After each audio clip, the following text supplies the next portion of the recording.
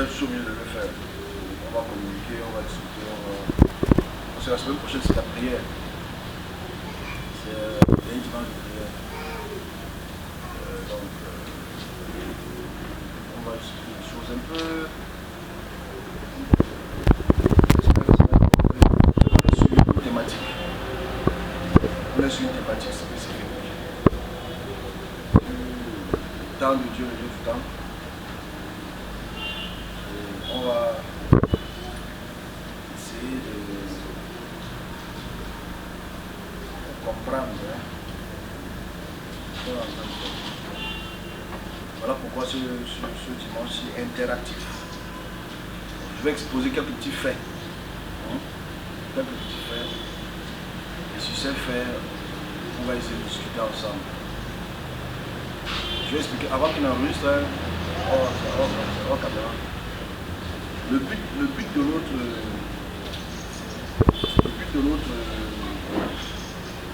quand j'ai une mini-conférence, moi je vais m'asseoir là-bas, moi je n'ai pas voulu déranger mes amis. C'est pas bien qu'on les dérange. Tous ceux qui sont toujours ponctuels, mais notre discussion aujourd'hui doit être, vu qu'il n'y a pas les niveaux, c'est pas maintenant, on va quand même discuter, préparer 2 ou 3 choses. Parce que le plus important là maintenant, c'est préparer quelque chose. Donc j'espère que ceux derrière m'entendent bien. Avant que les tout bébés ne commencent à faire la symphonie du RDPC. Et souvent ils commencent, on n'entend plus rien. Ok, bon. Notre petite discussion aujourd'hui, que moi je mets sous tutelle de la conférence, j'ai donné un titre que j'avais depuis, mais j'ai oublié parce que j'ai trop de travail à page au basket sur la résurrection des 4 messies. Je vais expliquer ce que ça veut dire. C'est un titre d'un livre. Vous avez écouté un livre, vous avez payé 10 000 de livres. C'est pas maintenant. Ça, on va comprendre ce que veut dire la résurrection des 4 messies. Alors c'est vrai, les gens qui voient, on voit le titre, on se dit, c'est quoi cette histoire-là? Il s'est dit, c'est pas pour le Messie. Alors, il faut qu'on explique ce que c'est qu'une résurrection, c'est quoi un Messie. Il faut expliquer pourquoi que les quatre Messies doivent ressusciter. Ou les 4 Messies sont en train de ressusciter. On va expliquer ça avec beaucoup de subtilité. En micro ou avec micro. Il faut allumer une lumière comme ça, dès que ça vient, on a le signal. Donc Enéo, tu prends souvent les gens. Donc voilà à peu près notre thématique. Alors il y aura des questions. Mais vraiment, il ne veut pas des questions sur. Pas les questions sur le temps de Dieu, Dieu du temps, parce qu'il y a eu beaucoup de personnes qui avaient des questions, pasteur comme non pasteur, comme whatever. Je pense qu'on devrait avoir des réponses et on aura des réponses. Ça c'est notre dernière conférence de l'année. Right? On en a fait, c'est la 4e de l'année. La dernière de l'année, pour cette forme-ci, l'année prochaine, ça sera, on va essayer d'évoluer, préparer d'autres choses. Et là, on est en train de préparer l'année prochaine. C'est ce qu'on essaie de faire. Donc, on va donc y aller. Le problème on ne va pas répéter notre problème, parce que notre église a un gros problème. Très gros problème. Gros comme ça. On ne va pas l'évoquer, parce que c'est la vie.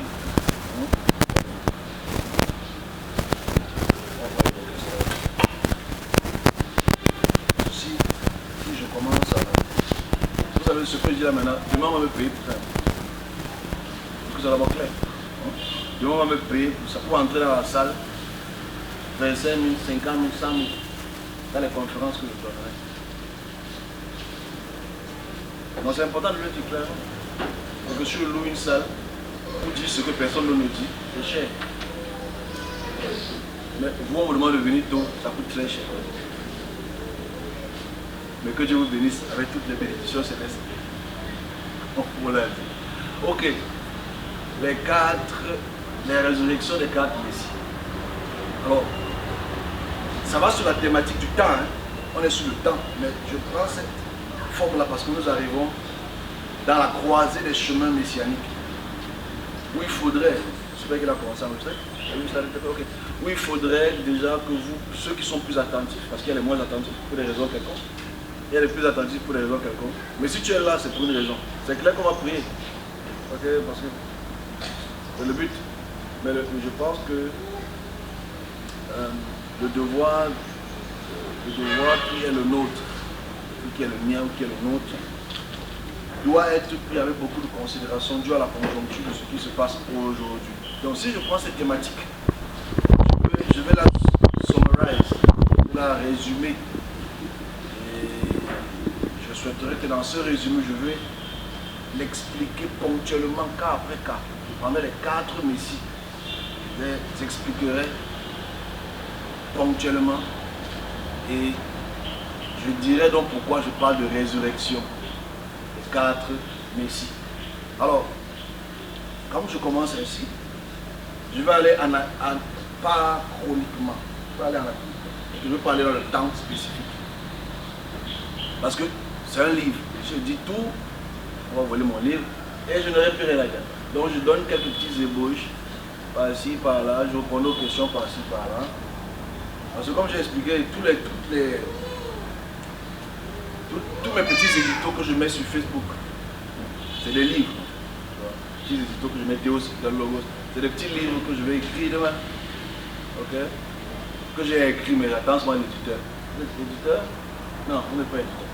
Vous êtes plutôt mangeur. Donc, quand vous êtes mangeur, vous mangez donc cette explication.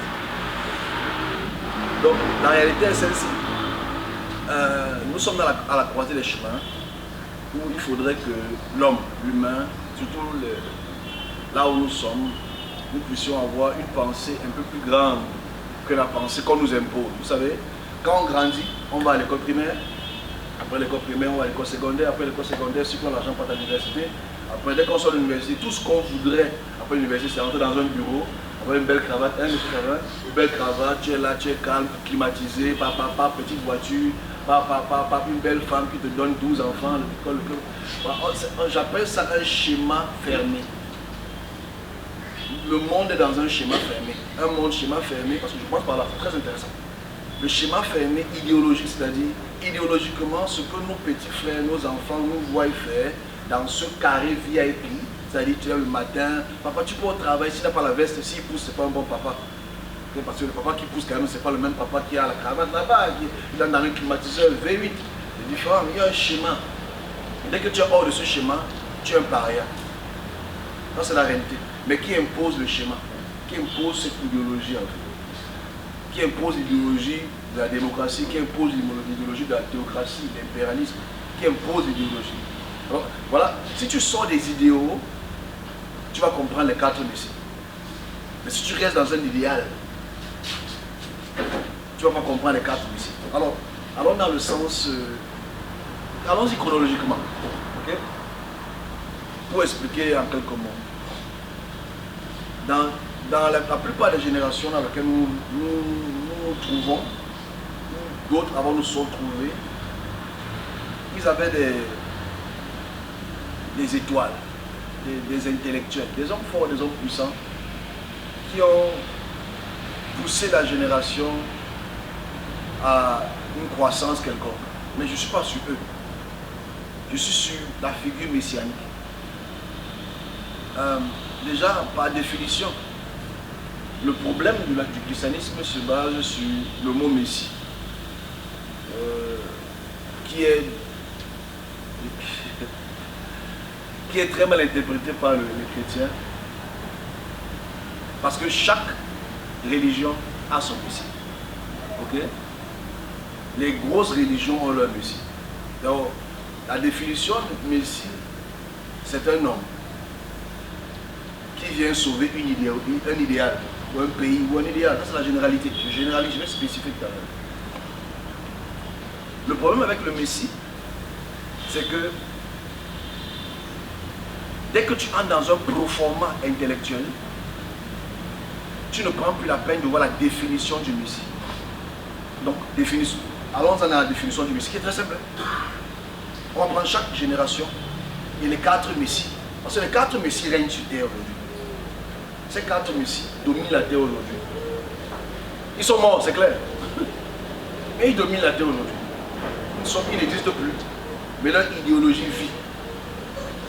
Le sang de leur idéologie bouillonne dans nos corps et on nous tue. On parle pour eux, on gronde pour eux, on vole pour eux, on se met en route, on crie pour eux. C'est ça les 4 messies. Mais en perspective, le Messie c'est un homme. J'insiste sur le mot, le Messie c'est un homme. Parce que le Meshiach, dans le sens propre du terme, ne commence pas par l'idéologie juive. Donc je vais commencer anachroniquement. Donc je commence d'abord par le Messie juif. Le Messie juif, je dis bien le mot juif, je n'ai pas dit israélien. Deux concepts différents. S'il vous plaît. C'est un très beau livre, hein, que je sais d'en embrouiller un peu pour que tu ailles l'acheter quand ça va sortir d'ici quelques mois, années. Alors, le Messie juif, c'est quoi un Messie? Parce que nous aujourd'hui, nous sommes des messianeurs.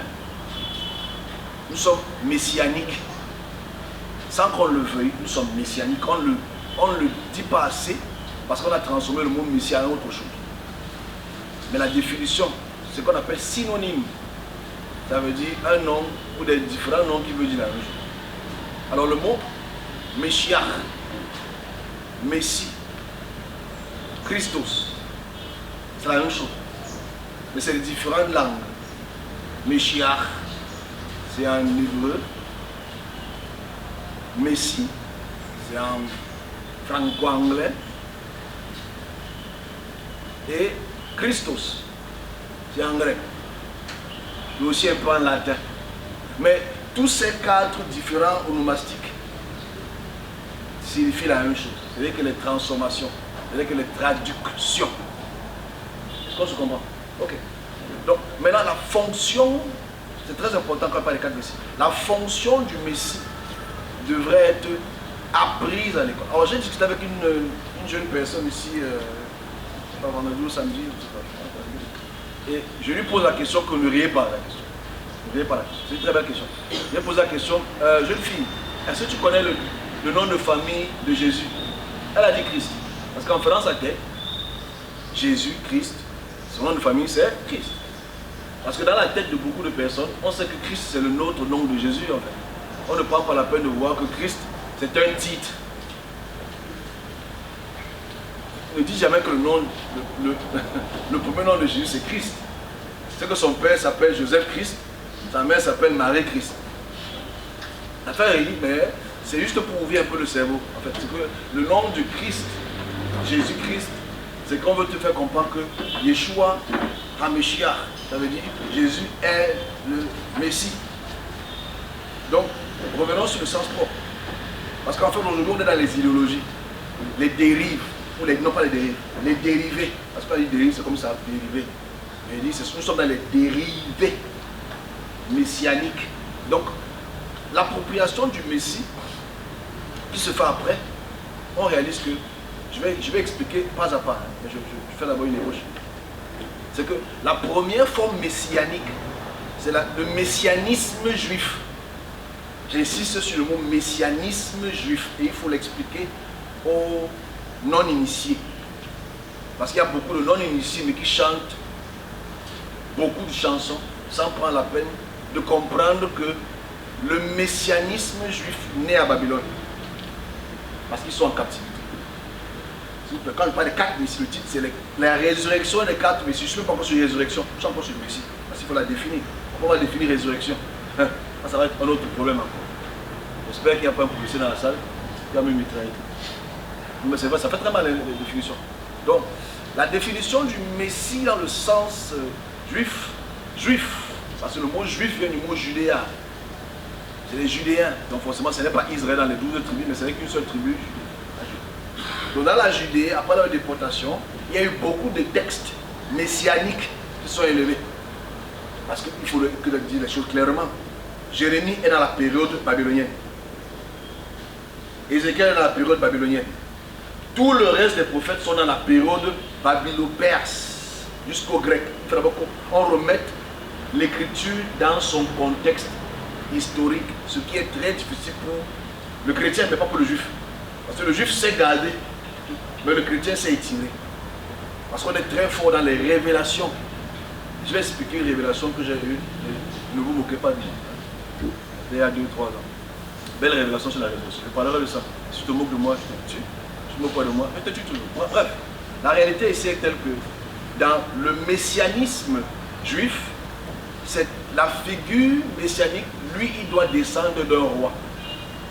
La descendance davidique, ça c'est un fait clair, biblique. Parce qu'en fait, laissons les révélations. Je parle de la Bible hébraïque dit la descendance messianique doit descendre de David. C'est-à-dire, son père doit être David. C'est-à-dire que son père doit être directement David ou indirectement au cours des siècles David. C'est d'abord important de souligner ça. Et forcément, ceux qui ont dans la notion historique, je dis bien le mot historique, du peuple judéen déporté à Babylone, tu dois te poser la question, qui est rentré dans le pays en étant un roi? Parce que n'oublions pas que Esdras est prêtre, pas roi. Très important de diviser, de sectionner les deux. Je suis encore dans la forme messianique. On n'a pas encore défini résurrection. Parce que résurrection, c'est trop sucré de faire la résurrection. Donc, ok. Là, c'est la première phase messianique. Le messianisme juif est un messianisme dans l'attente de la reconstitution du peuple d'Israël, son temple, sa royauté et sa puissance. Voilà les 3 facteurs. Sa royauté, sa puissance et son territoire. Parce que naturellement, si on prend ces 2 cas que je ne vais pas entrer dans les détails, parce que je pense quand même que ceux qui m'écoutent doivent avoir quand même une connaissance historique, c'est que Israël est détruit, Jérusalem est détruit. Donc forcément, ils veulent une souveraineté, un roi, ils veulent la paix dans leur pays, et ils veulent être restaurés dans leur puissance. Voilà les 3 facteurs messianiques juifs. Et n'oublions pas que c'est eux qui annoncent la prophétie. Et dans leur annonce prophétique, indépendamment du temps donné, c'est-à-dire à partir de la période babylo-perse, que moi je ne considère pas comme une prophétie, je considère ça comme une propagande, mais ça c'est à vous de voir ça à la fin. Mais je dis, dans cette configuration, le messianisme juif qu'on peut retrouver dans les livres de Samuel, qu'on peut retrouver dans les livres d'Ézéchiel, dans quelques psaumes, qui sont écrits dans la période babylo-perse. C'est un fait historique, ce n'est pas un fait à débattre. Le Messie donc doit venir, naître de David, naître du ventre de David. Donc il doit être de la descendance royale. 1. 2. Voilà pourquoi aujourd'hui il faut qu'on remette ce contexte à la page de notre petite conférence sur les 4 Messies. Je commence avec le Messie juif. Il doit être un roi. Il doit restaurer le temple. Donc quand tu entends le mot restauration du temple, ça veut dire que le temple n'existe plus. C'est important de le remettre dans la perspective juive. Et aujourd'hui, il n'y a pas de temple. Bon, maintenant, pour le chrétien, ton corps, maintenant, c'est devenu le temple. Vu qu'il y a l'impossibilité de recréer un temple. Alors que dans l'appel messianique, il dit une chose prophétique. Là, quand on dit que c'est Dieu qui a dit, Dieu ne change pas. Dieu dit, Dieu n'est pas un homme pour se repentir. Voilà, c'est une belle parole. Il dit, ici, dans l'apport messianique, le roi ne meurt pas, le temple n'est plus détruit, le pays reste en paix éternellement. Voilà les conséquences messianiques juives. Est-ce qu'on est ensemble? C'est-à-dire, quand tu prends la peine de lire toutes les écritures juives prophétiques, le temple doit être restauré et ça reste éternellement. Le roi doit être restauré, ça il reste éternellement. La paix est éternelle et tous les pays aux alentours sont assiégés, détruits, cabassés, concassés. Voilà le messianisme juif. Et jusqu'à aujourd'hui, ils attendent encore leur Messie. Ça s'appelle un Messie. Est-ce qu'on se comprend? On attend donc qu'il vienne ou qu'il revienne. La deuxième forme messianique, c'est le messianisme qui est devenu le messianisme chrétien. C'est-à-dire le christianisme qui est né plus ou moins sensiblement au même moment. Avec le judaïsme qui est à la période babylo-perse c'est aussi de la même période que naît donc l'élévation de beaucoup de Messies ou de Christos. Parce que n'oublions pas qu'à la période grecque et romaine, on ne parle plus les langues mortes, c'est-à-dire les langues araméennes. On parle maintenant le grec et le latin, à partir de la période grecque. Donc, de là donc naît sensiblement 1 ou 2 siècles après, aujourd'hui qu'on appelle le christianisme, c'est qu'on suit un homme qui est différent de la caractéristique donnée avant. C'est-à-dire que lui, il ne vient pas en tant que roi, il ne vient pas reconstruire le temple, il n'apporte pas la paix au pays, et il ne fait aucune chose de sa souveraineté terrestre. Donc maintenant, lui, son messianisme, c'est un messianisme céleste. C'est-à-dire que maintenant, lui, il devient roi au ciel, il restaure la paix au ciel, il apporte la joie dans notre cœur. C'est ça le messianisme chrétien. Donc c'est pour ça que tu vois, les juifs ne peuvent pas comprendre les chrétiens parce qu'eux ils ne voient pas l'accomplissement de leur prophétie. Les chrétiens ne peuvent pas comprendre les juifs parce qu'eux ils ne voient pas l'accomplissement physique. Donc ça crée donc cette division idéologique de ces deux messies. Le troisième messie, parce que n'oublions pas que le deuxième messie, je vais le réajuster tout à l'heure. N'oublions pas que le deuxième messie n'est pas messie sans l'écriture messianique juive. C'est-à-dire que le christianisme deuxième génération, c'est-à-dire que le christianisme messianique, c'est une tautologie, mais c'est la même chose. Donc le christianisme ne peut pas vivre sans le messianisme juif. Parce que c'est le messianisme juif qui a écrit le texte et c'est par là donc que les chrétiens prennent leur texte. Donc ça veut dire que s'il n'y a pas de texte, il n'y a pas de messie. Mais bon, il y a un texte. Gloire à Jésus-Christ, Jésus de Galilée. Donc, il y a un texte. C'est grâce à ce texte donc que le messianisme chrétien vit. Parce qu'on veut te prouver que c'était écrit qu'il était le Messie. C'est important de voir ça uniquement sous cet angle-là. Voilà pourquoi dans les écritures canoniques qu'on va prendre tout à l'heure, on ne prend que les écritures messianiques, des textes messianiques juifs. Je répète encore que ça est clair. Et que quand on veut te démontrer que le Christ est Jésus, pas que Jésus est Christ, que le Christ est Jésus, on prend les textes messianiques juifs, mais interprétés sous différents auspices. C'est bien de voir ça ce temps-là.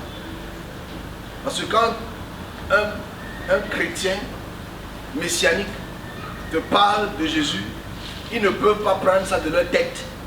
Ils sont obligés de prendre Zacharie, ils sont obligés de prendre Ésaïe, ils sont obligés de prendre Samuel, ils sont obligés de prendre les psaumes. C'est-à-dire qu'ils pêchent dans une corbeille judéo-messianique, déjà et d'abord. Voilà les deux premières formes messianiques, même s'il y en a d'autres, que je vais expliquer tout à l'heure. La troisième forme que je nomme ainsi, anachroniquement, c'est le messianisme islamique. C'est-à-dire que la troisième forme messianique, c'est quoi? C'est que Mohammed est maintenant le dernier prophète. Et il dit comme, parce qu'en fait, il y a une belle parodie dans cette histoire-ci. Je finis d'abord ici. Lui, donc, il est un messie, parce que lui, c'est le dernier prophète. Comme la deuxième forme messianique, ils acceptent qu'Ésaïe a été puisqu'il prend Ésaïe. Ils acceptent que Moïse a été puisqu'il prend Moïse. Même chose avec le dernier messie, islam ou arabe, le messie arabe. Il prend aussi Jésus comme exemple, il prend Moïse comme exemple, il prend tout le texte comme exemple. C'est la troisième forme messianique. Et ses descendants continuent aussi à poursuivre son chemin, comme les autres descendants aussi continuent à suivre leur chemin. En fait, trois formes messianiques. Je vais entrer dans les détails. Je vais entrer dans les détails. C'est la troisième forme messianique. Mais il y a une forme messianique qui les précède toutes. C'est le messianisme osirien. C'est un messianisme qui prédate tous les messianismes qui existent depuis l'écriture. Ici, c'est le mot depuis l'écriture. Parce que depuis l'écriture, le premier messie de la terre s'appelle Nahumai. On commence par là. J'ai pris ça anachroniquement, mais je veux un peu. Le livre est passionnant. Hein. Quand tu lis ça, tu es à l'aise. Mais on va aller dans les détails. Hein. Donc, la première forme messianique, c'est le messianisme de Nahumai, qui est un messianisme de son Dieu osirien.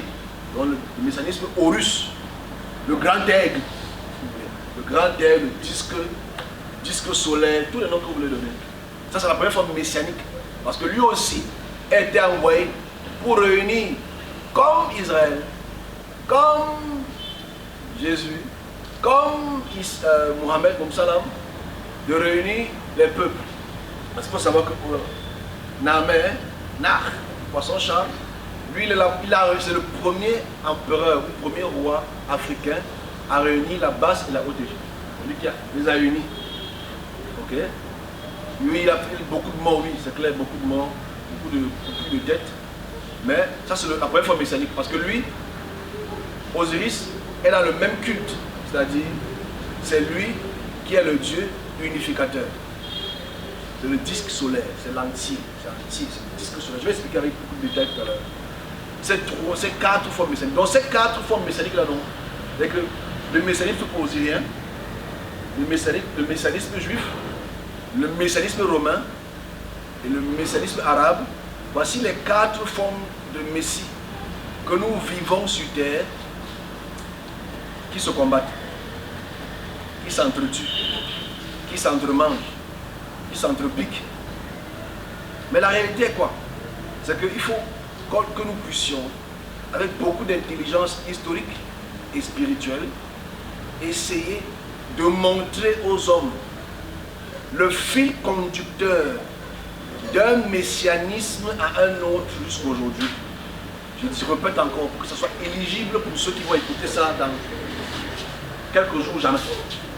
C'est qu'il faut expliquer aux gens qui écoutent, qui n'ont aucune notion historique, de comprendre l'évolution historique messianique de chaque peuple à des périodes historiques, à chaque instant dans le temps. Comprendre dans le phénomène d'évolution, comprendre dans le phénomène d'induction idéologique et culturelle, comprendre leurs dérives. Parce que ce qui est bizarre, on va commencer tout à l'heure, parce qu'on va prendre cas par cas. Chacun, s'il y a les juifs ici, vont dire Amen. Chacun va dire Amen, parce que moi je ne fais que relater l'histoire. Et c'est très beau, en quelques mots. Je ne peux pas tout dire parce qu'il faut voir le livre quand même. Right? Et ceux qui dorment, il faut dormir. Je te parlerai dans ton sommeil. Donc, on a introduit les 4 messies. Mais les 4 messies ont le même concept de résurrection. Voilà pourquoi je parle de résurrection des messies. Parce que Osiris ressuscite. Le Messie ressuscite. Jésus ressuscite. Issa aussi, le musulman, ressuscite. Donc ça fait 4 résurrections des 4 messies. Voilà pourquoi j'ai pris les thèmes. Résurrection des 4 messies. Parce que dans les 4 idéologies aujourd'hui, tous voudraient qu'ils viennent au même moment. Voilà pourquoi je parle des résurrections des 4 messies. Donc si tu vas dans toutes les congrégations où il pleut, voilà, toutes les congrégations où il pleut, tu vas réaliser que chacun exprimera son Messie ce dimanche ou hier. Chacun va exprimer ça. Hey, Osiris, hey, Mohammed, hey, Jésus, hey, le Meshiach. Chacun va exprimer ça. Il va vouloir que son Messie vienne maintenant arrêter les problèmes sur terre. Donc voilà la résurrection des 4 messies. Alors on va thématiser cela. Parce que la résurrection est très intéressante. Et on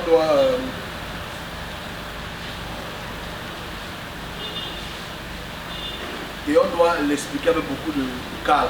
Right? Donc, allons-y sur le messianisme osirien africain. Vous savez que la semaine passée, dimanche passé, ceux qui étaient là, j'ai dit que si l'égyptologue Moutonde arrive au Cameroun, c'est grave. Je ne savais pas qu'il arrive au Cameroun le mois prochain. Ils ont une très grande conférence à Douala-Yaoundé avec les égyptologues de très grande renommée, avec Bob Salam, avec des égyptologues de renommée mondiale. Il y aura des personnalités là-bas. L'entrée, ce n'est pas pour n'importe qui. Ce n'est pas 2500 pour entrer. C'est très cher. Et imagine donc ce qu'ils veulent faire au Cameroun, que les gens disent oh, c'est rien. Bon, c'est pas grave, chacun dit ce qu'il pense. Il y a un qui m'a envoyé un message. Il dit Jésus va les détruire. Il n'y a pas de problème. J'ai dit Amen. Il avait 3 heures du matin, il m'a dit Jésus va les détruire tous. Tous les gens qui m'apportent les cris de Jésus va les détruire. Ce qu'ils ne voient pas, c'est normal qu'ils ne voient pas. Le même fil conducteur d'Osiris à Mohamed, tu ne vois pas. Et on va expliquer ça avec beaucoup de subtilité. Pour que les gens écoutent ça. C'est pas pour que les gens. Je ne dis pas ça pour que les gens sortent de leur religion. Restez. Whatever, ok? Vous êtes restés danser. Alléluia, Amen. J'ai oublié la chanson la semaine passée là. Je vais me rappeler. Vous êtes oublié vite aussi. Hein? J'ai oublié. Comment ne pas te louer? Les hommes, comment ne pas te louer aujourd'hui? Et alors avec le spécialiste. Alors, dans chaque messianisme, je veux parler de leur début et de leur résurrection. Une fois pour toutes. Okay? Après, je parlerai des questions. Après, je vais expliquer pourquoi je prends ça comme thématique du temps. Parce que là, je parle du temps. J'ai plus seulement des faits historiques pour expliquer le temps. C'est-à-dire, quand nous commençons notre horloge, tac, on commence notre horloge à 5321 années. Tac. Ok? On commence notre horloge à cette période-là. Cette période-là, c'est la période où Naaman a existé. On commence notre horloge à 5000. Je dis combien? Ça va, c'est bien, écoute. 5321 années. Tac! C'est notre horloge qui commence. À cette période-là historique, un roi qui se nomme à travers ses rituels est né. Il s'appelle Naaman. En fait, son nom c'est Nar. Mais les Grecs ont mis Némès. Ménès. On voit ses écritures sur les écritures d'Hérodote. Alors qui était Némès? Qui était Narmer? Qui était Ménès? C'était un roi qui a régné pendant une 50aine d'années et il a fait l'exploit dans un pays d'initier déjà l'unification de la basse Égypte. La basse Égypte c'est la partie du nord. La haute Égypte c'est la partie du sud. Right? Lui il vient du sud, Memphis. Donc il a uni donc l'Égypte du nord qu'on appelle la basse Égypte. Pourquoi la basse Égypte? C'est là où le Nil surgit. Right? Bon, je vais parler dans tous les détails parce que je ne veux pas vendre mon livre. Okay?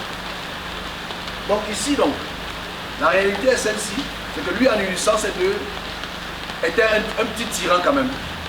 Ceux qui ne voulaient pas obéir à ses ordres, il les tuait. Mais il a initié des rituels. Les rituels très importants que nous vivons encore aujourd'hui. Le rituel de l'immersion.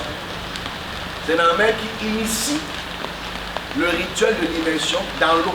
Parce que dans le Nil, uniquement en Afrique, uniquement en Afrique, on retrouve 2000 différentes formes d'espèces de poissons-chat.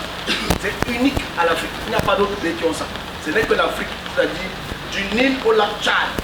Là où tu peux voir les différentes espèces de poissons-chat. Bon, c'est quoi un poisson-chat? C'est pas un poisson qui fait miaou, naï. Ok? C'est juste que pour le poisson, ce poisson a peut-être des petits flagellats au niveau là, mais c'est qu'elle arrive, dû à sa contraction musculaire, de créer une décharge électrique. Bon, c'est combien? Sa contraction musculaire crée une décharge électrique. Donc, quand les Égyptiens voient ça, ils pensent que ce poisson est un dieu. Vous regardez? Donc voilà donc pourquoi donc Naaman frappe donc ses ennemis avec le poisson chat. Biologiquement. Et forcément, c'est dans ce poisson qu'on retrouve ce pouvoir qu'il a pu, selon lui. Même s'il faut expliquer les rituels là maintenant d'une autre manière, parce que les égyptologues ne le connaissent pas. Les Mbambok le vivent, mais c'est compliqué. Right? Là, c'est la culture de la Sanaga. Et une culture qui est très rapprochée de l'Égypte antique. C'est un fait. Parce que c'est vrai que, vous savez, quand tu veux expliquer à un païen, à un païen Jésus-Christ, il a marché sur l'eau, il a marqué. Tu sais, après, on a bloqué le cerveau en fait. Pourtant, nos savoirs la marche sur l'eau. Ils doivent la marche sur l'eau tous les décembre.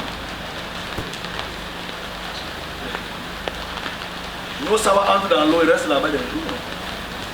Mais c'est Jésus seul qui l'a fait. Bon, on revient. Parce que souvent on oublie ce qui se passe. Ce que c'est pour nous là, c'est la sorcellerie. Pour Jésus, c'est la grâce. Paradigme un peu bizarre quand même. Mais bon, c'est pas grave. On pense à ça. C'est vraiment vrai, hein? Parce que non, les gens, ils entrent, ils font 2-3 jours, ils ressortent là, ils sont secs. Comment on peut entrer dans l'eau avec le panier? Sec, il ressort sec. Tu vas lui entrer dans l'eau. Quel est le mécanisme? Jésus n'a pas fait ça, oh. Il est resté sur l'eau. Une discussion, un chrétien il va te fâcher. Comment tu peux dire ça? Tu blasphémes contre Dieu, donc Dieu se limite à marcher sur l'eau. Revenons sur. On va parler de la révélation. Donc en fait ici, fondamentalement, on réalise que Naaman apporte ses cultes.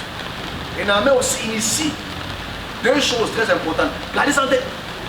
Deux choses importantes dans ces hiéroglyphes. Alors les hiéroglyphes, c'est quoi en général? Je ne veux pas déranger mes mamans ici, tout le monde. Les hiéroglyphes, ce sont les dessins. Okay? Les dessins qui représentent quelque chose. Qu'on peut appeler les pictogrammes. Pas des phonogrammes. On a au niveau des pictogrammes. Donc dans la pictographie égyptienne, on réalise des symboles. Ces symboles sont très révélateurs. Vous savez, j'ai causé avec un ami ici jeudi, c'est un pro-chrétien. Je lui ai montré les textes hiéroglyphiques. Là, il n'est plus chrétien. Mais pourquoi tu n'es plus chrétien subitement comme ça? Il dit que mais ça là, je vois ça ici. Ça, mais c'est là, c'est que tu n'as jamais pris la peine de regarder en fait. Je vais expliquer d'autres choses. Donc, dans la photo de Naaman, les différents pictogrammes de Naaman, il a un chat sur la tête, un bâton et sa couronne de roi. Là, en fait, s'il y avait la lumière, vous savez, et Léo, après vous n'avez même pas payé l'entrée. Donc, Enéo, tu es gentil, c'est gentil. Donc, et en perspective, sous la tête de Naaman, il y a une forme d'oiseau. Cet oiseau couvre Naaman. Elle s'appelle la déesse Nout. En fait, c'est une femme qui a les ailes. Regardez ça en tête. Une femme qui a les ailes. Cette femme qui a les ailes représente Isis. Ouais. Je vais expliquer en détail le reste, parce que chaque dénomination messianique a ses petites dérives, a ses ajouts, ses affaires. C'est intéressant? Vous le comprenez? On peut prier, on peut aussi danser, bouger. Et on va être con. Donc bref, ici, dans le messianisme, dans la forme osirienne, on réalise que nous couvre. Et dans la suite des écritures pictographiques, après Naaman, avec ses fils, sa descendance, continue un culte que j'ai développé sur Facebook. Moi j'ai pris la peine de développer cette chose pour vous aider à lire. Je ne sais pas si ceux qui ont lu, mais je pense que vous avez tellement de choses à faire. C'est-à-dire, regardez les nouvelles âges. Ils ont introduit ce qu'on appelle le culte Apis. Le culte Apis, c'est un culte que on s'en fout. Apis, c'est qui? C'est quoi? Ah, c'est peut-être Apis, c'est un américain. Rien à voir. Apis, c'est le culte du taureau. Apis, c'est le culte du... On est encore sur le premier messianisme. On va y arriver. Hein. C'est là, mais... On est ensemble, non? Sinon, on ne va pas se comprendre. Je vais essayer de comprendre. Je vais vous faire comprendre des choses que, par télé aussi, pour ceux qui vont écouter ça, avec beaucoup de découragement. Je vais dire, ah, si que je n'ai pas Christ, je zappe ton doigt. Que Dieu te bénisse avec toutes les bénédictions terrestres et célestes. Donc, Apis. Le culte d'Apis, c'est le culte d'un taureau, spécifiquement qui a un an, qui est tout blanc, avec quelques petites taches noires, qui est choyé pendant un bon nombre d'années avant de le sacrifier dans le Nil pour que le peuple égyptien soit purifié. Cette offrande qu'on donne à Ra ou à Horus, à une personne, c'est une offrande qui apaise le Nil, qui fait en sorte que la semence du Nil et tout ce qui va en Égypte grandisse, que le Nil devienne fort, que la puissance égyptienne grandisse. C'est le rôle du sacrifice qu'on fait aujourd'hui. Dernière chose, dans le même sens. Ensuite, on continue dans les cultes osiriens. dans l'intelligence égyptienne, ou la sagesse égyptienne, je peux dire ça ici, Osiris combat contre Seth. Ce sont deux supposés frères. Et Seth représente le mal. Osiris représente le bien, la lumière. C'est le fils de la lumière. C'est important, on commence par là, on y va maintenant. On est sur la résurrection maintenant. J'ai expliqué la partie. C'est le fils de la lumière. Seth, c'est les ténèbres. Ok? Seth, c'est le coucher du soleil. Osiris, c'est le lever du soleil. Regardez ça en tête, s'il vous plaît. Seth, c'est le coucher du soleil. Osiris, c'est le lever du soleil. Alors, le soleil se lève où? À l'est. Le soleil se couche où? Regardez ça en tête, ça va beaucoup nous aider pour parler de la résurrection. Ouais. Parce qu'on va entrer dans la résurrection, c'est très intéressant. Ouais.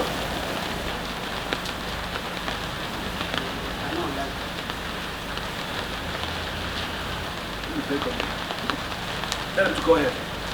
Tell him to go. Donc, on regarde ça en tête. Donc ici, bon, c'est un petit tour, on va couper ça sans couper.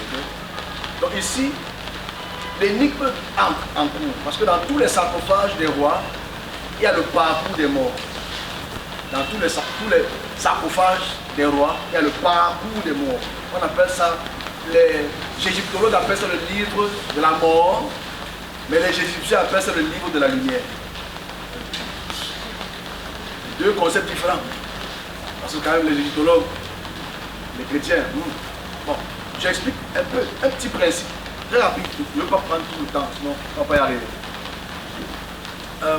Donc ici, Osiris donc meurt. Osiris meurt, tué par son frère Seth, découpé en plusieurs morceaux et dispatché dans le Nil. Le Nil est grand, c'est le plus grand fleuve, le deuxième plus grand fleuve. Il est dispatché dans le Nil. Et donc, qu'est-ce qui se passe? Regardez sa tête. Qu'est-ce qui se passe dans l'intelligence égyptienne? Il faut donc que Isis puisse le ressusciter. Donc la résurrection d'Osiris, c'est que vient donc de la conception égyptienne de ce qu'on appelle la momification. La momification, c'est quoi? C'est que quand un homme meurt, on l'embaume. De l'intérieur à l'extérieur, on a les organes qui peuvent être en putréfaction. Et on l'embaume de l'intérieur, on l'embaume de l'extérieur et on le coupe des rubans. C'est une spécialité africaine, c'est une spécialité égyptienne. Parce qu'on ne veut pas que ce corps se dégrade le temps que l'esprit revienne dans le corps. C'est important. Donc la première forme de résurrection ne commence pas avec le messianisme moderne. Ça commence avec le messianisme africain. C'est-à-dire, pour ramener Osiré, on a donc dû employer des techniques de magie au sens propre, d'où la création pyramidale. Dont les pyramides, c'est le lien entre la terre et le ciel, placé avec la géométrie du tableau céleste pour refléter la lumière des astres sur la pyramide. Donc les pyramides au cours des siècles, avec les différents rois, ont augmenté en taille pour se rapprocher plus en plus des astres. Parce qu'en fait, pour le dire clairement, les pyramides sont des tombeaux. Ok? Donc c'est que tu es dans un tombeau. Sors de ce tombeau. Bref. Donc, les rois, parce qu'au départ c'était que les rois qui étaient momifiés, mais avec le temps, l'aristocratie a pris cette dogme-là. Restons sur la résurrection. Donc ici, Isis, qui est sa mère, emploie tous les systèmes possibles pour que son fils Osiré revienne à la vie. Mais ça va plus loin. Parce que dans la réalité, Osiris ne revient pas à la vie. Il n'a pas pu revenir à la vie. Son corps est resté momifié. Il reste dans un dieu. Mettons ça ici. On continue un peu. Et donc dans l'écriture pictographique égyptienne, Osiris s'assoit toujours dans le trône. Et c'est lui qui est dans la porte de l'entrée des cieux. Donc sur chaque hiéroglyphe égyptien quand tu verras, tu vas voir Osiris avec le sceptre en main, la croix que vous faites comme ça là. la croix catholique et chrétienne. On appelle ça ancre. Okay? Son chapeau de roi, habillé en blanc, en lin blanc. Ce qui est bizarre, c'est quoi? C'est que la couleur blanche, c'est la couleur des... Voilà, c'est bizarre quand même. Mais bon, il y a 5000 ans, c'était la couleur que Osiris mettait sur son corps. C'est pas un débat, c'est là. Les écritures sont là, les dessins sont là. Ça a mis 5000 ans, c'est toujours là, c'est toujours là, ça ne se gâte pas. Ouais. Donc il a assis là, c'est lui donc qui a ressuscité, maintenant qui a les clés du ciel. Parce que c'est à travers lui que tu peux traverser des morts pour les vivants et des vivants pour les morts. C'est lui qui est la porte. C'est lui qui se place à la porte. J'insiste sur ce que c'est lui qui se place à la porte. Derrière lui, il y a un Ibis. Et au-dessus de lui, il y a un ange. Il s'appelle Isis. Alors, cet ange qui couvre Osiris, nous les chrétiens les appelle les archanges. Mais restons, ça n'est pas encore. Restons d'abord sur. Je vais édifier les gens qui gesticulent beaucoup mais qui n'ont aucune notion historique. Aucune notion historique. Donc, Osiris est la porte. Parce que dès que tu entres dans le corps d'Osiris et que tu arrives à entrer dans sa cosmogonie, les anciens rois qui sont les juges te jugent. Pour que tu puisses bénéficier de la résurrection des morts, ou bien être avalé par le grand serpent. On retrouve le grand serpent dans le christianisme. Donc, voilà donc la résurrection selon l'Égypte antique. C'est-à-dire que Osiris est le chemin et la lumière. Et il le dit clairement, je suis le chemin et la lumière. Ce n'est pas un débat, ça va faire ses écrits. C'est pas grave, si tu vois ça. Parce que selon ce que quelqu'un m'a dit ce matin, c'est l'Égypte qui a donné ça à Jésus. C'est là où je ne comprends pas. Que je pense qu'il s'est arrêté à une classe très bizarre. Okay? Non, je ne sais pas. Comment tu peux dire que non, ils ont volé? Comment on peut voler alors que tu ne t'es même pas encore, un pays? Il est un pays.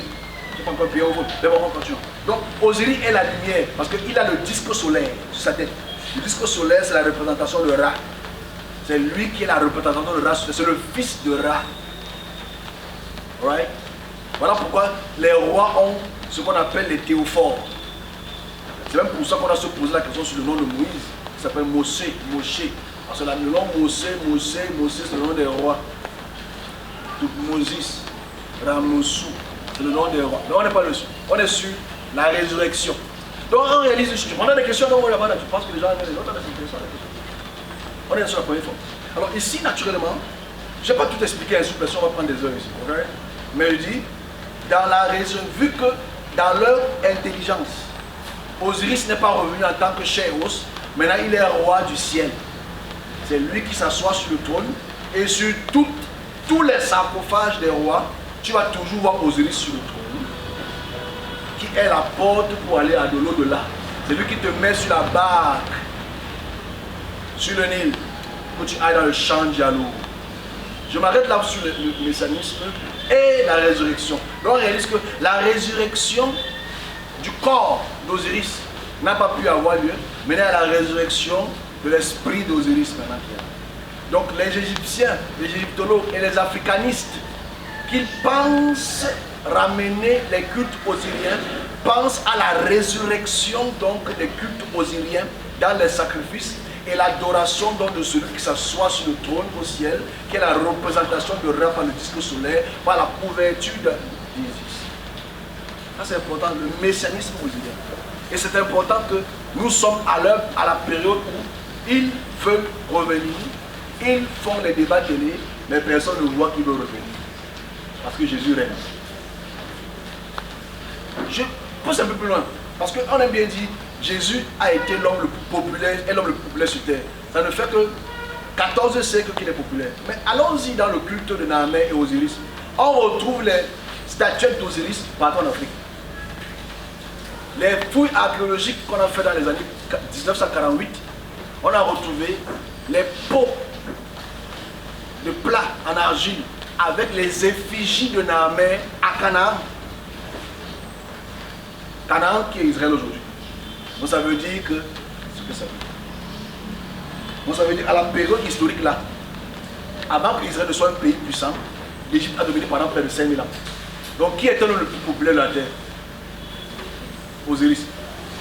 Donc, si aujourd'hui, pour 1400 ans, tu cries, n'oublie pas que pendant 3000 ans en arrière, il n'y avait que Osiris qui était le Dieu unique du peuple africain. Je dis bien du peuple africain, il n'a pas dit que c'est Dieu, hein, créateur. Et que leur Dieu, leur déification, leur divinité. Ok, bon. Je parle maintenant dans le messianisme judéen. Je parlais des questions, regardez en tête, c'est des questions, vous notez ça dans votre tête et tout le reste. Ce n'est pas une question, c'est que Dieu vous bénisse de toutes les puissances, et tout le reste. Mais j'ai expliqué la résurrection osirienne. Et la résurrection osirienne, elle est spectaculaire. Parce que jusqu'à aujourd'hui, on voit les tombeaux. Jusqu'à aujourd'hui, les tombeaux des rois existent encore en chair, en os, et pour eux en esprit. Parce qu'un roi ne meurt jamais. Parce qu'un roi doit vivre et...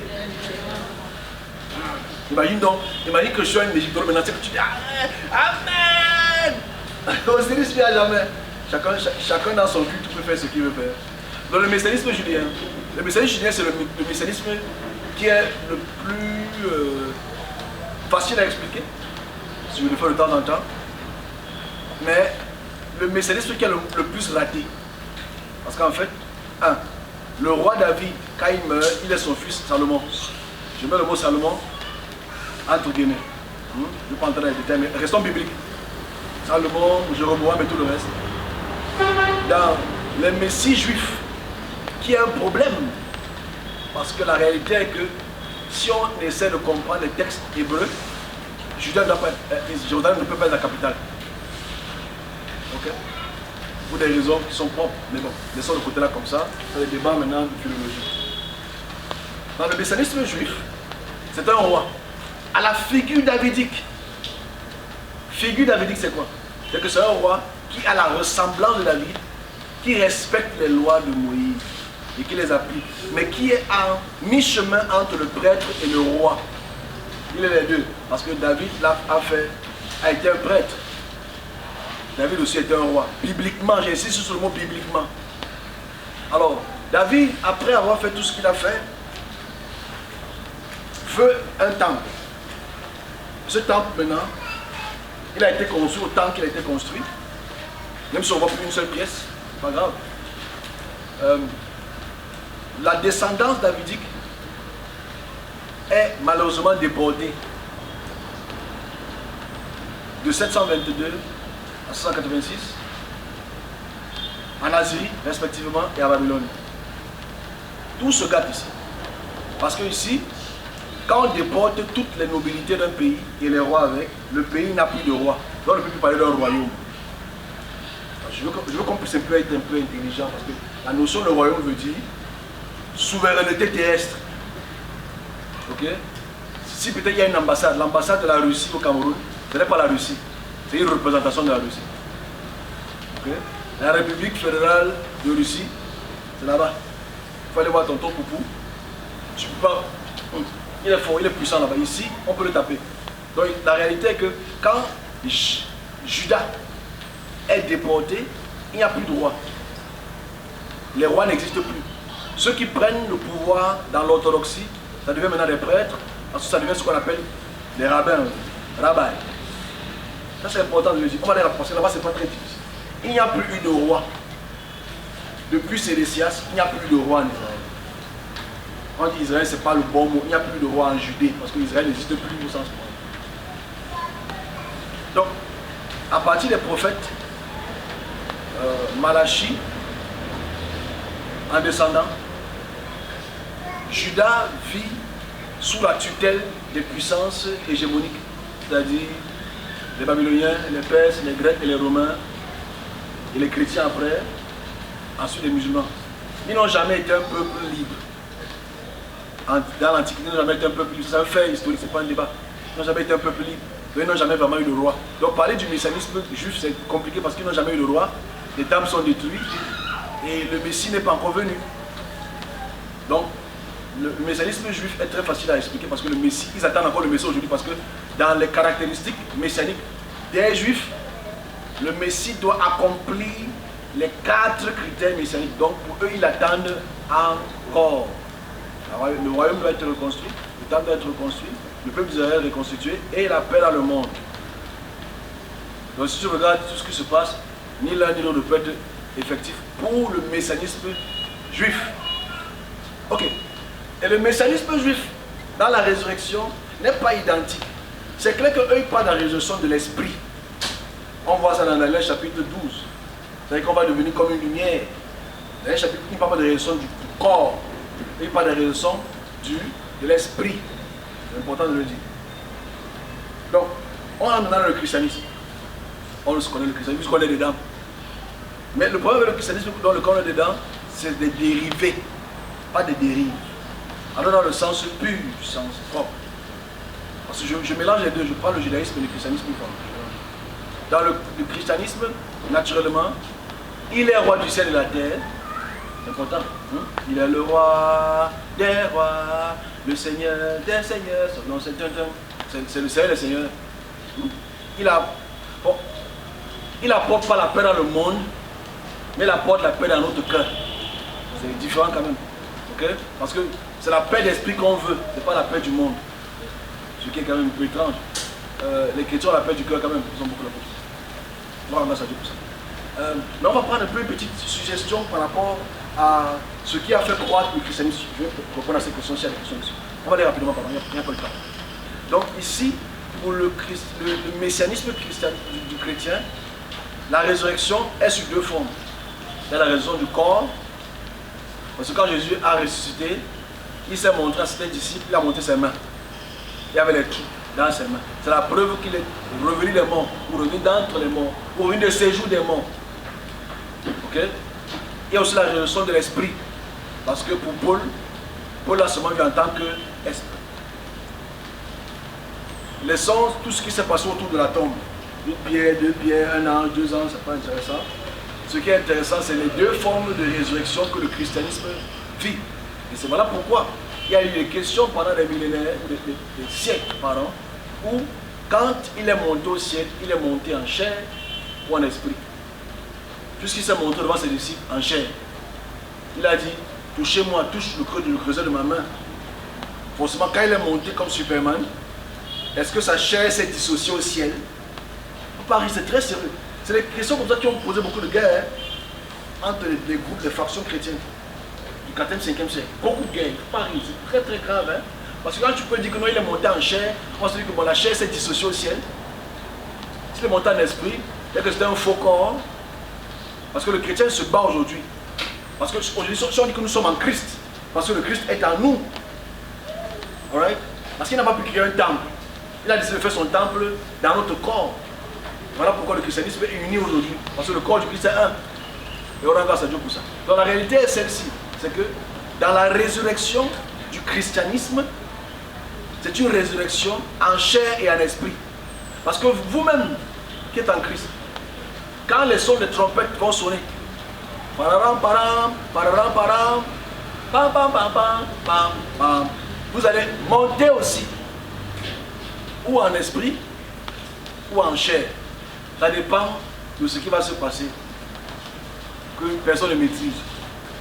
Donc on réalise que, même chose, comme les cultes égyptiens, on voit que Jésus est la clé des enfers, comme Osiris. Jésus a la clé du ciel, comme Osiris. Jésus s'assoit sur le trône, comme Osiris. Sans lui tu peux aller vers la vie éternelle. C'est des concepts qui sont identiques. Donc j'ai fini avec cela. Vous connaissez le plus. S'il faut expliquer, on va pas y arriver. Je vais aller rapidement dans le temps. Dernière chose, c'est les musulmans, l'islam. L'islam aussi, comme le christianisme, comme le judaïsme, tout ce que les musulmans font aujourd'hui, ceux qui le comprennent, je vais aller rapidement, c'est identique aussi au christianisme, parce qu'ils prennent tous les thèmes du christianisme. C'est identique au judaïsme, parce qu'ils parlent des prophètes du judaïsme. Eux, dans la résurrection, c'est identique au judaïsme. Et ils attendent aussi le second retour de Jésus, qui va apporter la paix sur terre, et patati et patata. J'ai résumé un peu, sinon on ne va pas y arriver. Parce que si on ne pose pas des questions, on va pas... dont les 4 formes messianiques ont 4 résurrections. Et chacun dans sa résurrection, il faut qu'on puisse entrer dans un domaine où, je prendrai d'abord les questions, mais je vais entrer dans un domaine peut-être à la fin, d'aujourd'hui quand même. C'est-à-dire, quels sont les emblèmes spirituels et les forces spirituelles qui se cachent derrière les cultes osiriens, les cultes messianiques judéens, les cultes chrétiens et les cultes musulmans. Pourquoi s'entrebattent-ils? Pourquoi s'entremangent-ils? Pourquoi chacun d'entre eux veut avoir cette puissance aujourd'hui pour dominer le monde? Qu'est-ce que je veux dire par là? Mais que si tu vois la conjoncture de ce qui se passe aujourd'hui, tu vois Boko Haram ici, tu vois les évangélisations des musulmans ici, tu vois les chrétiens qui évangélisent là-bas, tu vois les osiriens qui évangélisent là-bas. Chacun dans les 4 formes messianiques veut ramener leur culte devant la scène. Voilà le véritable enjeu géopolitique et spirituel de ce que j'ai pu exposer en une heure, une nette, j'ai été rapide, sur les 4 messies et les résurrections. Donc voilà ce que je voulais un peu dire aujourd'hui. Et il faut comprendre les choses. Si on quitte les cultes égyptiens, de Naamène jusqu'à la période ptolémaïque, Ptolémée, les rois grecs, c'est-à-dire que nous sommes à 250 ans avant l'ère du christianisme, on quitte d'une domination à une autre domination judéenne. Et après les judéens, on quitte une autre domination pour une domination chrétienne. Après cette domination, voilà la domination maintenant qui est musulmane. Donc on voit cette domination pour des siècles, chacun prend une partie de la terre. Donc élevons-nous un peu, ne vous levez pas, élevons-nous mentalement et regardons la carte de la terre. Quel messianisme gagne? Parce que ça nécessite vraiment une intelligence. Vous êtes intelligent, non? Mettez les 5 continents. Quel est le messianisme qui a gagné depuis 1000 ans? Donc vous allez reprendre ça tout à l'heure. Est-ce qu'on se comprend? Est-ce qu'on a la photo devant nous? C'est que prenez votre carte virtuelle dans votre tête et vous mettez comme ça, vous voyez l'Afrique qui domine, l'Amérique du Nord qui domine, l'Amérique du Sud qui domine, l'Europe qui domine, l'Asie qui domine, l'Australie qui domine, les petits îlots qui dominent. Quel est le messianisme qui domine? Et pourquoi les uns et les autres se battent pour faire les campagnes de contre l'exclamation? Tu vas donc voir ce qu'on appelle dans la résurrection donc des 4 messies. Parce que celui qui gagne aujourd'hui, c'est les musulmans. C'est eux les gagnants depuis au moins 1500 ans. Et leur croissance est figurante. Non. Je vais des questions, je vais répondre. Les gens qui gagnent aujourd'hui, les chrétiens sont en train de perdre en Europe. Les chrétiens sont en train de perdre aux États-Unis. En Afrique, les musulmans grandissent. En Europe, les musulmans grandissent dans les prisons, dans les banlieues. Comme ça, vous ne savez pas ça parce que vous êtes occupés à prier pour vos problèmes. Ce qui est normal. On a des problèmes sociétaires. Là, tu veux nous parler de la carte du monde et les croissances mécaniques. On veut le travail, on veut le mariage, on veut les jumeaux. Bref, la réalité est que quand tu prends donc, tu essaies de regarder sous le spectre global, tu vas réaliser que dans les 5 ou 6 continents, ça dépend de celui qui parle, dans les 5 ou 6 continents, il y a différentes formes de messianique qui s'installent. Mais la bataille la plus violente, elle est la démographie la plus puissante. Alors les 5 continents, quelle est la démographie qui est la bonne démographie? Ça veut dire la population. Quelle est la démographie qui grandit le plus? On fait le plus de bébés où? Africa, ça ne blague pas. C'est une moyenne de 3 à 4 bébés. L'Afrique de l'Ouest a tu fais l'erreur, tu fais comme ça, tac, tu fais 10 ans plus tard, tu vois 1 million. Donc la bataille démographique détermine la bataille messianique. Voilà pourquoi sur ce continent-ci, les 4 batailles sont là. La bataille osirienne, la bataille messianique juive, la bataille chrétienne et la bataille musulmane. Parce que la démographie grandit. Dans 50 ans, nous sommes peuplés. Mais bon, le chrétien ne voit pas ça, hein. Le chrétien il t'a quitté de cette montagne, abandonnement, sans toi. Les osiriens chantent leur chose là-bas, les musulmans, Mohamed Salah, on tue les bœufs. Tout le reste. On ne voit pas cette bataille-là. Que les intellectuels de chaque groupe messianique, parce qu'il n'y a pas de religion, chaque groupe messianique font ce qu'on appelle des campagnes intensives de vulgarisation de leurs textes. Des campagnes intensives, c'est-à-dire qu'on envoie les missionnaires en Afrique, on les paye, on les donne les logements, on donne les voitures, on dit que non, venez chez nous, vous aurez le travail. C'est une campagne, vous ne voyez pas ça comme ça.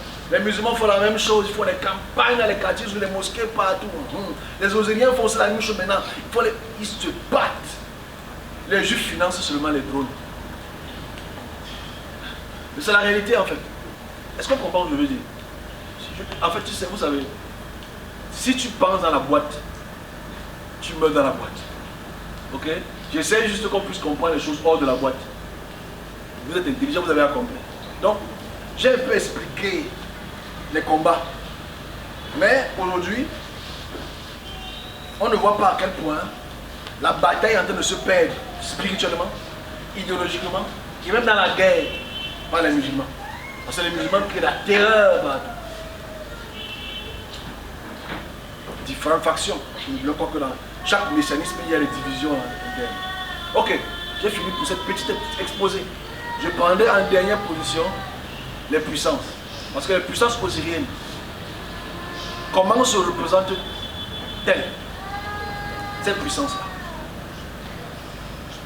Julien, comment se représente-t-elle? Chrétien, comment se représente-t-elle? Et musulman, comment se représente-t-elle? Et si on prend donc ces facteurs-là, on aura en considération spirituellement les enjeux spirituels que le monde subit depuis des millénaires.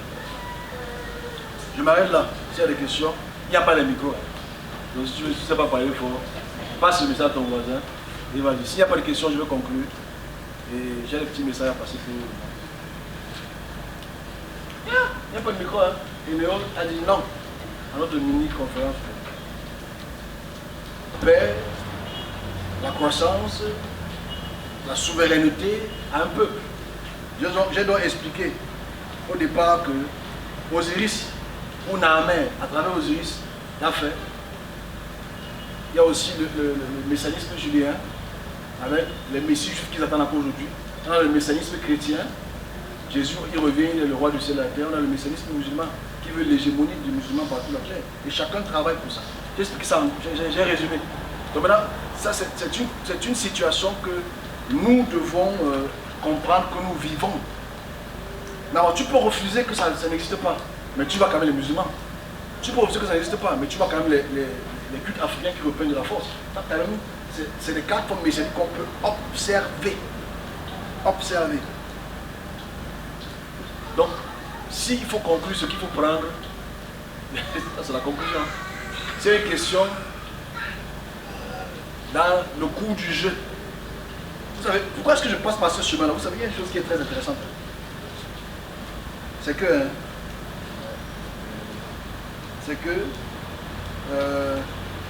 la réalité est que les hommes ne veulent pas avoir la connaissance. Ok? Et je pense que les hommes pensent qu'ils ont la connaissance. Comme moi, je pense que j'ai la connaissance. Mais là où on cogne le mur, c'est qu'on n'arrive pas à atteindre un niveau d'intelligence comparative. C'est-à-dire l'éveil des mouvements. L'éveil des mouvements sismiques au cours de la Terre qui amènent des gens à jurer au nom de quelque chose qu'ils n'ont jamais touché, n'ont jamais vu, mais ils croient. Nous sommes dans ça. Les gens qui sont pour le cas des musulmans, sans vouloir être péjoratif, parce que les musulmans c'est une bonne religion. Tu comprends? Ils aiment tuer, mais bon, c'est une bonne religion. Ça n'a pas apporté que des morts. Les chrétiens ont aussi apporté beaucoup de morts, mais c'est une bonne religion. Quand je dis bonne religion, ça veut dire que ça a construit les immeubles, ça a construit les écoles, ça a créé les législations, ça a créé une moralité dans la législation. Chacun de ces mécanismes idéologiques ont apporté des idéologies bonnes comme mauvaises. Parce qu'il faut le dire. Le christianisme a aussi apporté des bonnes choses. Le christianisme a apporté quand même les églises. Ça a apporté les catholiques, la structure étatique et tout le reste. C'est bien. Il faut aussi jouer le rôle dans la médiation. Les musulmans aussi le font. Les juifs le font. Les africains aussi essaient de le faire. Chacun apporte son bien parce qu'il ne peut pas voir le mal dans le messianisme, dans la forme religieuse. C'est une réalité. Ils ont chacun d'entre eux a apporté des atrocités, des génocides. Parce qu'on parle souvent les cultes aussi ont apporté les génocides des Hyksos. Ont apporté les génocides de plein de peuples africains. Parce qu'il faut savoir qu'à la période osirienne, ce que les gens ne savent pas, ce qui est bizarre, c'est que la terre sainte, c'est où? C'est l'Égypte, la terre sainte. Les gens quittaient des pays du monde entier pour aller à la terre sainte qui était l'Égypte. C'est écrit dans le texte. Hein? La terre sainte, c'est l'Égypte. Aujourd'hui, la terre sainte, c'est ailleurs. Parce que idéologiquement, l'apport messianique a juste quitté d'un continent à un autre continent. Aujourd'hui, on dit que je pars à la terre sainte. Les pasteurs partent à la terre sainte. Il y a 3000 ans, on ne partait pas à Jérusalem. Il y a 3000 ans, on descendait en Égypte. Et les Égyptiens ne traitaient pas bien tout le monde. Hein. Quand tu as une peau un peu bizarre, là, ils te disent que non, tu es un sale. Parce que la peau noire, c'était la peau sacrée. Donc tu vois qu'aujourd'hui, c'est le contraire. On nous traite maintenant mal, comme si c'était tombé du ciel. Dans la réalité, il faut prendre ça dans tout le sens historique. Donc, si j'explique cela, c'est parce qu'en fait, aujourd'hui, chacun du messianisme, chacun sait que son messie, c'est le messie. Quand tu poses la question à un musulman, votre Bible là-même, vous ne pouvez pas qu'il y ait des erreurs alors qu'ils ont péché l'intelligence de ces erreurs. Les Juifs ne peuvent pas comprendre que Jésus, ils vont dire que mais vous avez pris ça chez nous. Et naturellement, les Juifs vont dire que mais les Juifs, vous avez pris les sacrifices chez qui? Chez les Égyptiens. Donc chacun a pioché chez quelqu'un. Mais chacun joue au grand. Ok, bon, allons-y à les questions. Yes. On commence comme ça. Les cultes se colportent. Et quand on prend une partie des cultes, on le modifie un peu, on change de nom ici, on maquille. Parce que tu vois, on appelle ça égrégore en français, mon français. C'est-à-dire que tu vois Marie, mais quand tu prends Isis, c'est Marie noire. Tu vois Jésus, tu vois Osiris, il est noir, mais quand tu vois Jésus, il est plutôt blanc. Tu vois que ce n'est que les... Vous pouvez pas ce temps-là. Si tu prends la photo d'Osiris, tu vas poser c'est noir, mais si tu prends ça dans le sens du chrétien, tu vas dire plutôt blanc. Alors, dans le texte que j'ai écrit, je m'adresse à mes collègues, serviteurs de Dieu. Je dis, ok, quand il est venu, tu l'as vu comment? Blanc ou lumière? Avec les mêmes pincées ou pas les mêmes pincées? Avec le titit, parce que le titit, c'est les franges que les juifs mettent sur la tête là. Parce que Dieu est quand même juif. Il ne faut pas que Dieu est juif. Dieu est juif. Parce que le salut ne vient que des juifs. Et tu ris, c'est la réalité. Mais avant, le salut venait des Égyptiens. Donc la réalité est que ce que tu dis, c'est un constat. Mais ce sont des différentes dominations qui agissent de différentes manières, mais qui ont besoin de la substance humaine et du sang. Donc il y a une évolution théologique et hégémonique. Hégémonique veut dire, s'ils prennent l'Égypte, s'ils ont pris l'Égypte d'assaut, je vais prendre des exemples. Exemple, je sais pas, comme j'espère que le micro sera assez fort comme il n'y a pas de Torah. Je prends l'Égypte par exemple, comme exemple. Quand la première fois que moi je suis en encounter avec les dominations égyptiennes, c'était en 2017. En 2017, quand on me transporte en Égypte, passé, je réalise, on me fait voir le sphinx qui est la tête d'un lion. Et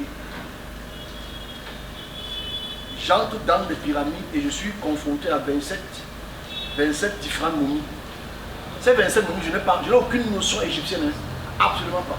Absolument pas. Mais ces 27 momies sont la représentation des différents rois qui jugent. Et il y avait aussi la déesse qui est venue m'attaquer, tout ça. Je ne connaissais rien de l'Égypte antique. Mais la parole que tu me donnes à la fin, c'est que je vais les détruire. Bon, la tête du sphinx donc tombe. Je me réveille, je l'écris sans... C'est vraiment 2 ans plus tard que je par hasard, je commence à apprendre ces choses-là. Donc forcément, ça c'est une domination. Et cette domination ne touche pas l'Égypte parce que l'Égypte c'est un pays ordinaire. Parce que l'Égypte est un pays qui est supposé être prospère. Il ne faut pas aller prendre un pays qui ne va pas être prospère. Parce que si un pays est prospère dans le sens économique, elle peut influencer l'autre pays, comme l'Égypte l'a fait. Voilà pourquoi, si on se pose la question même, pourquoi donc le christianisme a grandi? C'est parce que le christianisme a été touché par Rome. Rome devait être le pays le plus puissant au monde. Après c'est parti à Constantinople. Après ça varie dans les pays. Donc la variation des pays, ça dépend maintenant des différentes hégémonies, des différentes puissances spirituelles. Voilà comment je peux expliquer ça plus simplement. Donc oui, c'est les différentes puissances spirituelles qui absorbent seulement d'autres dans leur idéologie, dans leur force. Ils emprisonnent même, dans certains cas, certaines dominations. Là maintenant, c'est compliqué de voir ça sur cette angle, parce que quand tu ne vois pas, tu ne peux que me croire. Malheureusement. Mais la seule façon de détecter cela, c'est de voir les mêmes types de rituels. Okay? C'est-à-dire que si tu on appelle ça une certaine forme de théologie comparative. Si tu vois que la religion aussi prend la chèvre et part vers l'eau et tue la chèvre et asperge l'eau.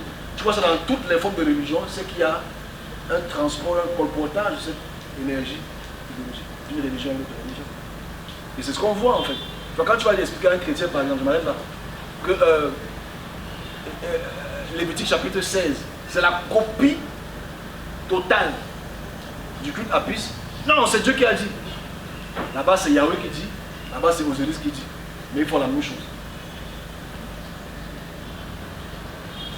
Tu ne comprends rien, c'est trop spirituel. En fait, c'est que tu ne comprends pas que, en fait, avant que Abraham ne soit, on va te donner des formules bizarres. Alors que le culte d'Apis est un culte préhistorique. Parce qu'on oublie souvent une chose. Et les gens s'étonnent souvent de ça. C'est que Abraham, Isaac et Jacob, c'est encore des individus, ce n'est pas encore un pays. Abraham, Isaac, Jacob, ce sont des individus. Ce ne sont pas encore des pays. Mais on fait comme si ce sont des pays. Et quand ils entrent dans un pays, on ignore le pays, alors qu'ils ont faim, ils entrent dans le pays pour manger dans le pays. On ne peut pas leur expliquer que dans le pays là, voilà le type de rituel qu'on faisait. Donc quand ils sortent de là, bam, Dieu les a révélés. Un culte que dans le même pays là faisait pendant depuis les millénaires, qui est devenu le diable subitement. Donc c'est le même culte qui transfère, mais c'est les puissances qui changent. Justement, par rapport aux puissances, comme elles sont en train de s'installer peu bien en Afrique, comme vous avez dit, là. oui, elles sont déjà installées. Vous avez dit qu'il apercevra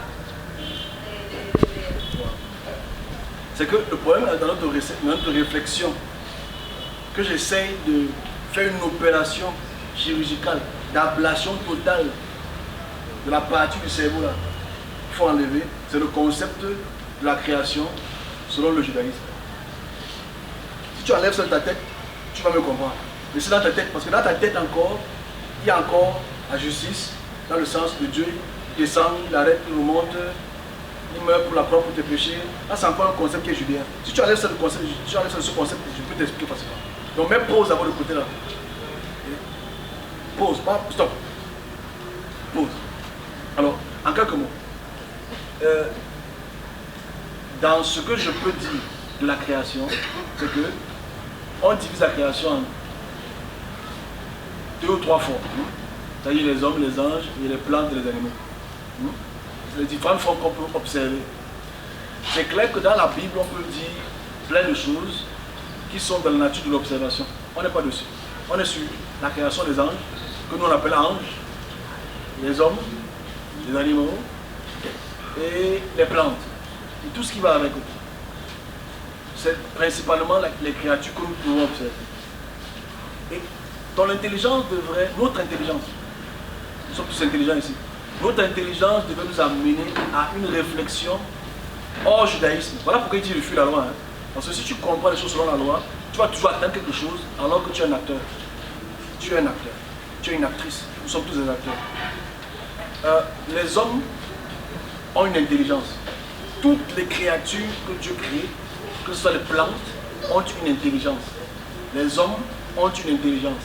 Les animaux ont une intelligence. Tout ce que Dieu crée agit dans une intelligence. De un. De deux, agit dans une architecture et un devoir spécifique. Voilà le véritable problème, mais qui n'est pas un problème, mais qui est un problème au vu de ce qui se passe aujourd'hui. De ta question, pourquoi aujourd'hui? Parce qu'en fait, ce n'est pas une question de pourquoi aujourd'hui. C'est comment régler le problème. Parce que les plantes ont un rôle à jouer. Tout le monde le sait. Avant que les blancs nous amènent les médicaments d'une autre forme, on avait les plantes. Tu as mal à la tête, tu as mal au pied, tu prends cette sève, tu mets sur la pluie, ça part. Donc le mécanisme que Dieu a donné pour régler les problèmes de blessures se trouve devant nous. Ouais. Au cours des évolutions des années, vu que la population augmente, la technologie devient de plus en plus précise et plus rapide. C'est la volonté du mécanisme de Dieu. Mais Dieu donne l'intelligence à tout le monde.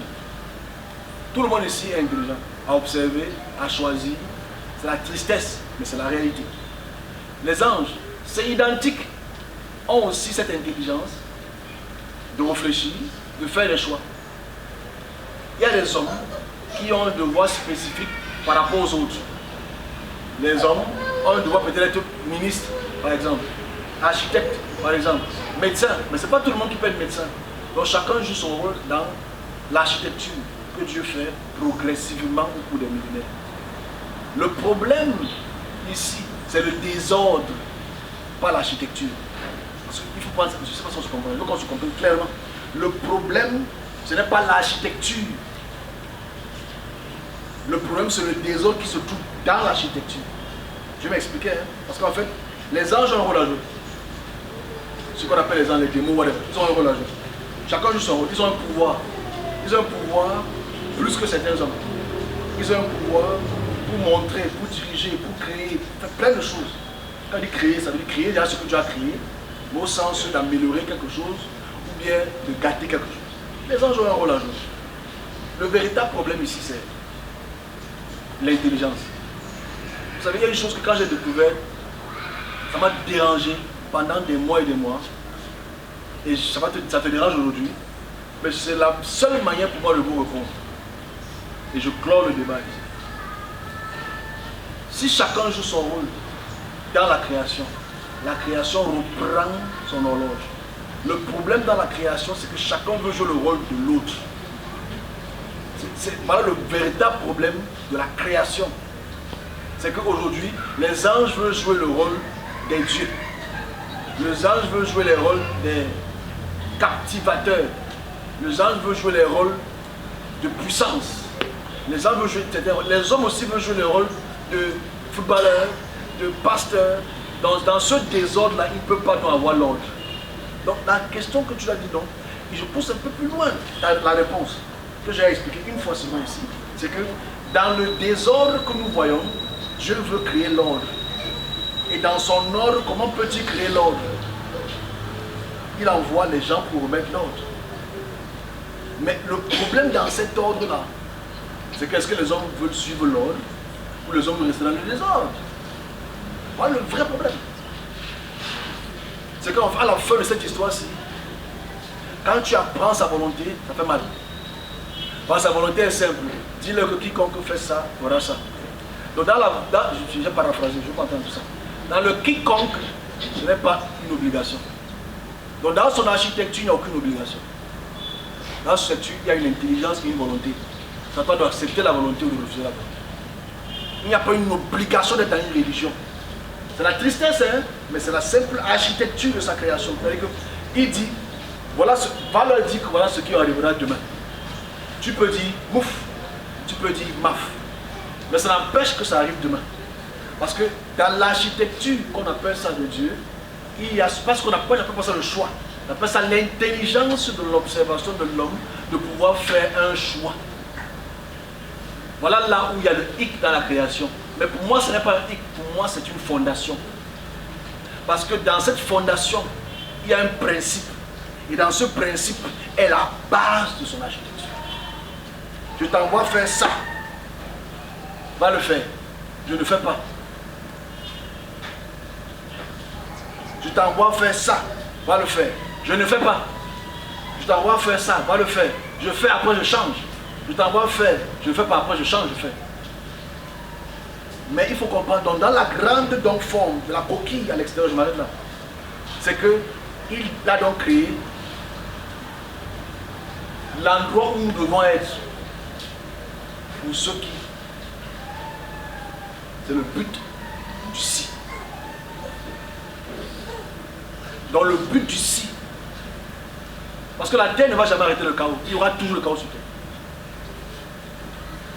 Nous avons que ce soit clair. Il y aura toujours le chaos sur terre à cause de ceci et de ceux qui comptent. C'est pas ça ce que... Non, regardez vos questions. Il y aura toujours le chaos sur terre à cause de ceci.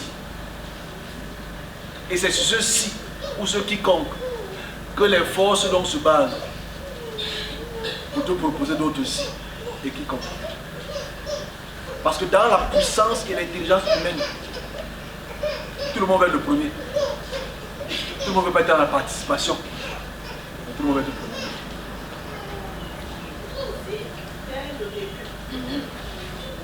millions de catholiques.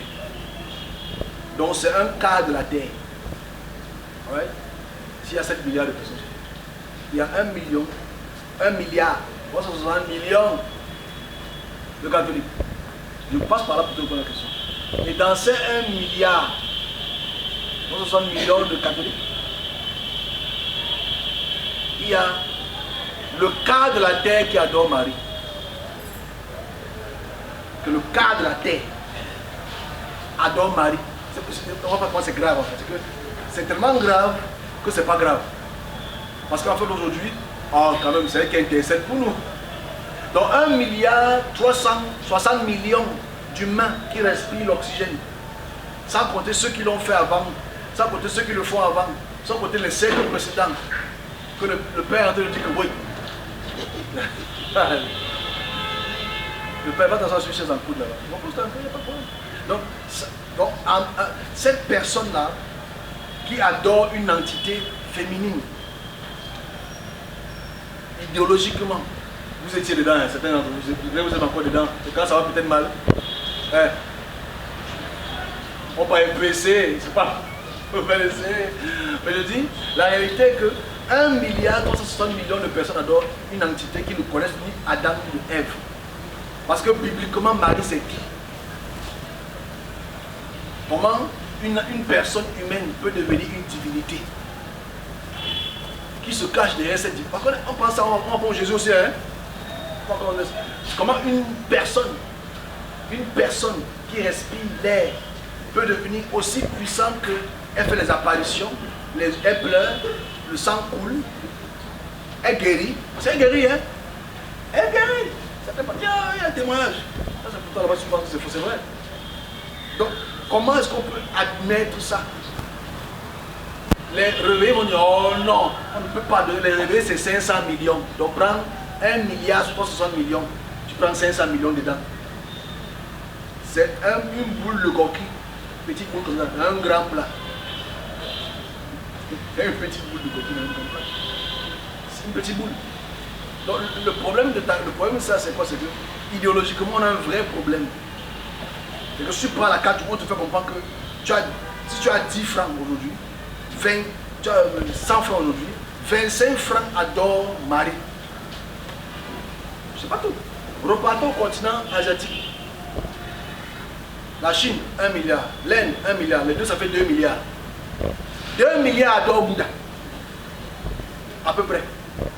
Donc ça fait la moitié de la terre. Les musulmans, 1 milliard, ils adorent Mohamed Moussalam. Dans toute la terre, il y a quelques petits athées là. Les animistes qui restent dans le quartier. Donc voilà la carte de la terre qu'on peut tracer comme ça devant tout le monde. Mais chacun peut dire ce qu'il veut dire. J'attends Jésus, j'attends le Messie, j'attends qu'il soit. Donc les entités dominent la terre. Marie domine Jésus, hein. Il faut le dire clairement. Est-ce que les catholiques nous comprennent? Marie domine Jésus. Parce que tu n'as pas accès à Jésus. Tu n'as pas accès à Dieu. Mais tu as quand même accès à la mer, à l'Arabie Saoudite. Pays du Moyen-Orient. Avec Mohamed Ben Salah comme leur nouveau roi. Arabie Saoudite. Alors j'ai vu quelque chose en Arabie Saoudite il y a quelques jours où j'interpelle sur 2 aspects. J'ai envoyé ça hier à l'ambassade, au consulat, ce message ici, non reçu. Et ça part de la région de Riyad, qui est leur capitale économique. Il y a 2 choses qui vont arriver. Je les distingue en 2. Parce que, il y aura des troubles politiques dans l'ordre hiérarchique de la royauté. Parce que l'Arabie Saoudite, c'est une théocratie. Okay? Il y aura un problème sous cette forme-là.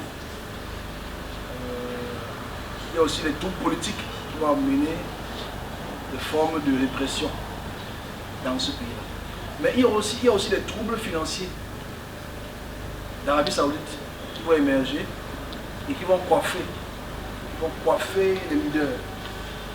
Troubles d'ordre économique. Et vous devez savoir, la puissance économique de l'Arabie Saoudite, c'est le pétrole. Donc il y aura des petites situations dans ce sens-là. Pour me montrer et que je dois passer aux dirigeants. Et je l'ai déjà fait. Leurs services secrets quand même sont assez puissants. Dans l'ambassade, j'ai déjà expliqué ça. États-Unis, j'ai vu quelque chose, j'ai reçu. J'ai eu une vision sur quelqu'un. J'ai expliqué ça il y a quelques mois ici. Mais je ne dis pas que c'est dans la même ville. Mais quelqu'un aux États-Unis a reçu un message, un policier a reçu un message